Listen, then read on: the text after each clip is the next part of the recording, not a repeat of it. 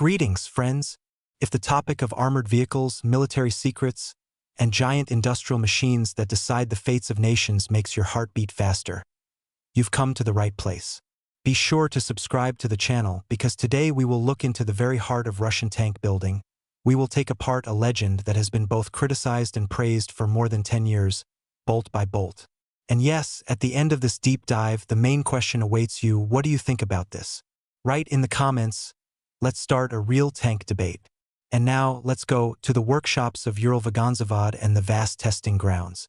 Have you ever thought about what the legendary T-34, which threatened the fascists in the Great Patriotic War, has in common with a modern tank that we see at parades and in news reports? I often hear the opinion that, they say, our T-72 is essentially the same T-34 of the 21st century. And you know what? The people who say that may not be so far from the truth. But not in the sense that the technology is primitive, but in the sense that it is the same kind of people's mass-produced, indestructible workhorse that has become a symbol of an entire era.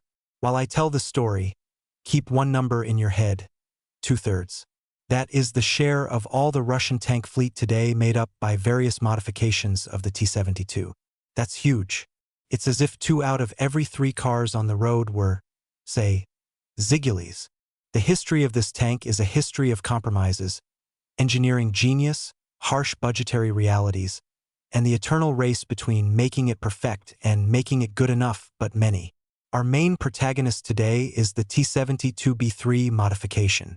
It is also the Olympiad child, the sports tank, the subject of fierce disputes and pride. Its story began in 2011, and it began with silence, with an almost industrial quiet. Because it was in that year that the legendary Uralvagonzavod stopped the production line for T-98 tanks.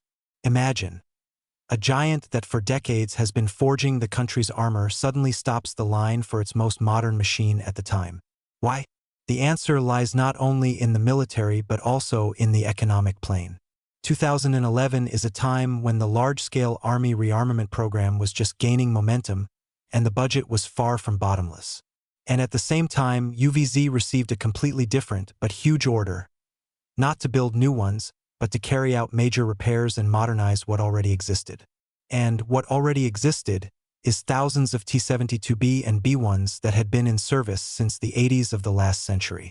Let's take a brief historical excursion. The T-72 was born in the late 60s as a response to the challenges of the time. A relatively inexpensive, mass-produced, technological tank was needed, superior in its characteristics to Western analogs of that period, and it became a real masterpiece of Soviet design thought. A low silhouette, a powerful gun, an automatic loader that reduced the crew to 3 people.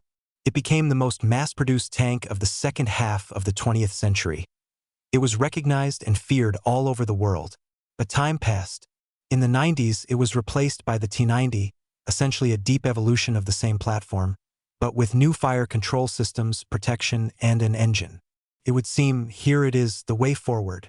But life, especially the economic life of the 90s and 2000s, made its own adjustments.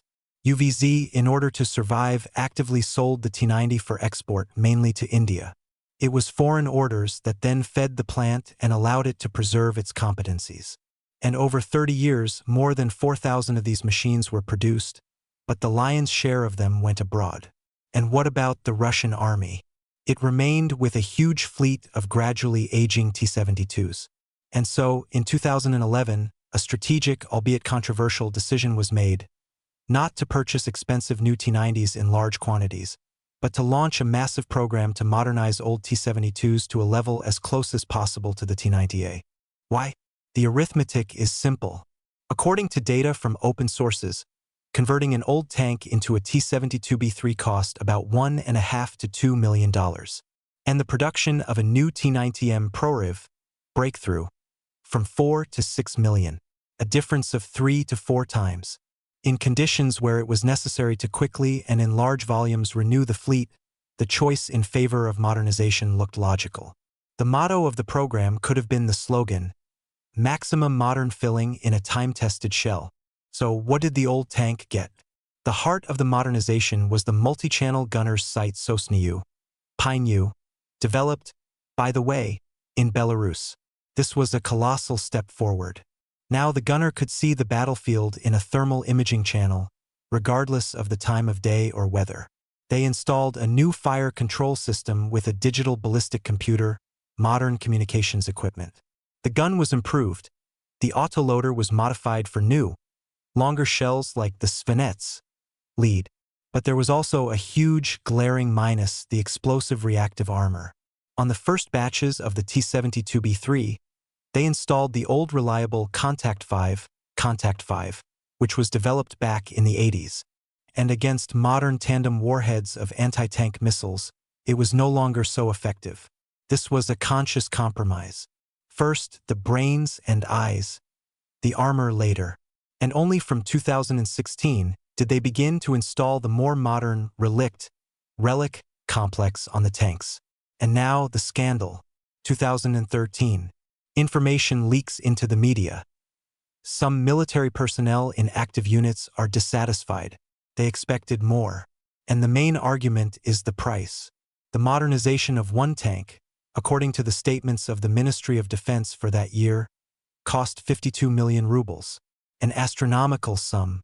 Voices were heard, including, as they say, from the 138th Separate Motorized Rifle Brigade, that they say this is still a machine from the 90s just with a new sight, that it doesn't have GLONASS satellite navigation for working with real-time maps, that they brought equipment with colossal wear and tear of barrels of the chassis for modernization and got back, albeit with new electronics, but still the same old hull and engine. The press picked it up. An Olympic tank for show, but not for real war. The manufacturer countered.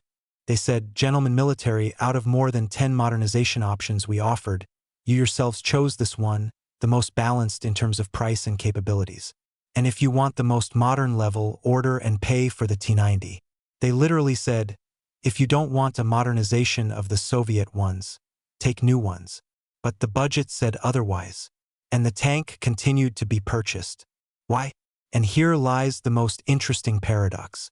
The T-72B3 became a star of International Army Games, that very tank biathlon Olympiad. At these competitions, it demonstrated phenomenal reliability, mobility, and accuracy. Crews on it showed the best results.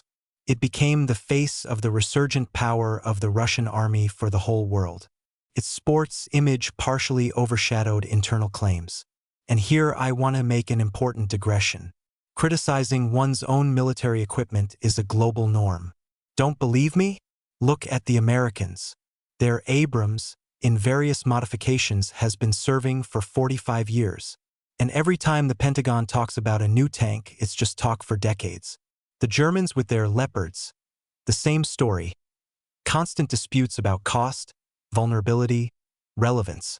So when a heated discussion about the T-72 starts in our country, it is not a sign of decline. It is a sign of life, interest, and high demands. As the saying goes, dogs bark, but the caravan moves on. But it is important to understand where this caravan is going.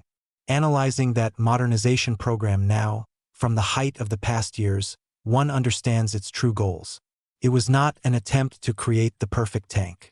It was a race against time. It was necessary in a short time, by 2017, to put as many machines as possible, about 600 units, through major repairs and partial modernization. To lift entire tank regiments off their knees. To give them at least some modern advantage in terms of sights and communications. The tasks of radically enhancing armor protection, installing a more powerful engine, the first batches kept the old V84 with 840 horsepower, were consciously postponed. It was a difficult but probably necessary choice under those conditions. The peaceful conditions of that period corresponded to the logic of first digitization, then armor. But as history has shown, later came very soon. So what do we have in the end? The T-72B3 is a phenomenon. It is a tank compromise, a tank workhorse, a tank symbol of an entire decade of army building. It combined a brilliant, time-tested platform and modern, though not all, technologies. It became a bridge between the Soviet heritage and the Russian future. Was it perfect? No. But it did and continues to do its job. It proved that even a machine designed 50 years ago can be breathed new life into, making it a formidable weapon on the modern battlefield. And now, when we see even newer machines at the forefront, the same T-90M ProRiv or even tanks on the Armada platform, I want to thank the engineers from Nizhny Tagil. Thank you for creating that very T-72 50 years ago, whose potential turned out to be truly bottomless. And thank you for the three with a little tail, the T-72B3, which in difficult times became that very reliable shield that allowed the country to buy time to create something fundamentally new. And what do you think about this, friends? Was the choice in favor of mass modernization of old tanks the right strategic move? Or was it necessary to sound the alarm immediately and demand only new machines, despite the cost? Maybe someone has personal experience with this equipment? Be sure to write in the comments. Your opinion is extremely important to me.